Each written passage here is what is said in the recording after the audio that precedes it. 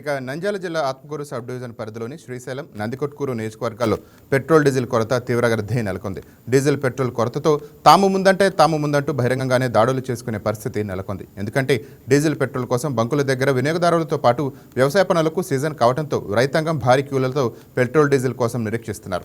Petrol బంకులో Aadhaar కార్డుకు 15 లీటర్ల diesel మాత్రమే పోస్తుండటంతో రైతులు క్యాన్లతో ఆధార్ కార్డులు పట్టుకొని బారులు తీరుతున్నారు.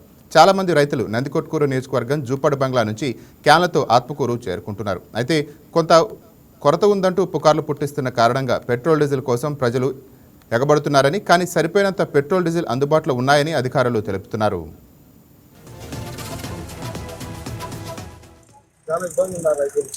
రైతులకు ఎప్పుడు డీజిల్ రాత్రి నుంచి ఎక్కడి నుంచి మేము ఉండాలి జనాలు కానీ డీజిల్ రావడం చూడండి. ఆధార్ కార్డు 10 లీటర్లు ఉంటే 10 లీటర్లు ఉంటే 2 లీటర్లకు వస్తుంది, 2 ఎకరాలకు 2 ఎకరాలకు వస్తుంది. ఏం చేయాలి రైతులు? 2 ఎకరాలు 10 లీటర్లు 10 మీకు ఏం డీటెయిల్ కాదు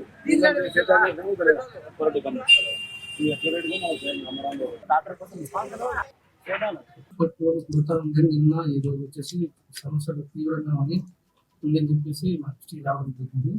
కలెక్టర్ గారు చూస్తే అయితే ఇప్పుడు తెలిసింది ఏంటంటే డీజిల్ పెట్రోల్ ఎక్కడ ఎటువంటి కొరత లేదు. వీళ్ళు ఏమైందంటే ఇప్పుడు డీలర్లు, మా పెట్రోల్ బంక్ డీలర్లు వాళ్ళు ఎంతైతే వాళ్ళకి రెగ్యులర్ గా అయిపోతుందో అంతే స్టాక్ తీసుకున్నారు. రెండింటి కూడా పెట్టారు, అంతే వచ్చింది. కానీ ఈ రూమర్లు రావడం వల్ల ఎక్కడో ఏదో రూమర్లు పుకార్లు రావడం వల్ల పెట్రోల్ దొరకదు, డీజిల్ దొరకదు అంటే చెప్పడం వల్ల రైతులు ప్లస్ రోజు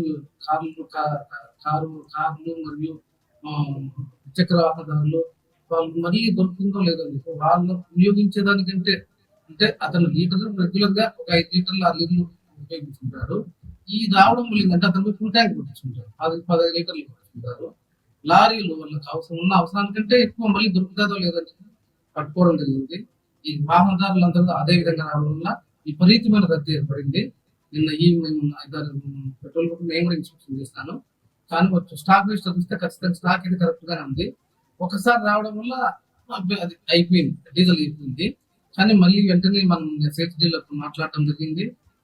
డీలర్ కూడా ఎక్కడ వాళ్ళు ఎన్నింటి పంపిన వెంటనే మేము పంపున్నాం సార్, ఎక్కడ ఏ సమస్య లేదు, ఎప్పుడు జరిగిందో తెలియదు అన్నాడు.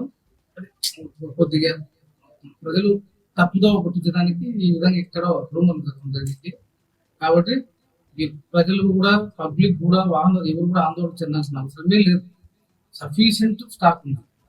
ఇప్పుడు కూడా ఆత్మకూరులో 2 పెట్రోల్ బంకుల్లో పూర్తిగా 2 పెట్రోల్ బంకుల్లో పెట్రోల్ అయితే పూర్తిగా ఉంది, డీజిల్ కొద్దిగా తక్కువ వచ్చింది, అది కూడా వచ్చేసింది. కొత్తపల్లిలో పెట్రోల్ డీజిల్ ఎక్కడ నందికొట్కూరులో సఫిషియంట్ గా ఉంది. కేవలం రాత్రి మాత్రం కొద్దిగా వాళ్ళు తప్పుగా అర్థం చేసుకోవడం వల్ల, తొందరపడడం వల్ల పబ్లిక్ ను తప్పుగా కొంతమంది పట్టడం వల్ల ఈ విధంగా జరిగింది. ప్రస్తుతానికైతే ఎటువంటి కొరత లేదు, పెట్రోల్ డీజిల్ సఫిషియంట్ గా ఉన్నాయి. తొందరపడవద్దు.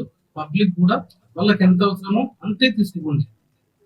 వాహనదారులు కూడా రైతులు ఉన్నారు, అయితే 80% కూడా క్యాన్లకి అయితే రైతులకి ఇవ్వడం రైతులైనా కూడా వాళ్ళ ట్రాక్టర్లు తీసుకొచ్చి పెట్రోల్ పంపించి పట్టించుకొని పోవచ్చు. క్యాన్లు అయితే నిషిద్ధము. అందులో పెట్రోల్ డీజిల్ పడుతుంది కాబట్టి 80% అనుమతించే ప్రసక్తే లేదు.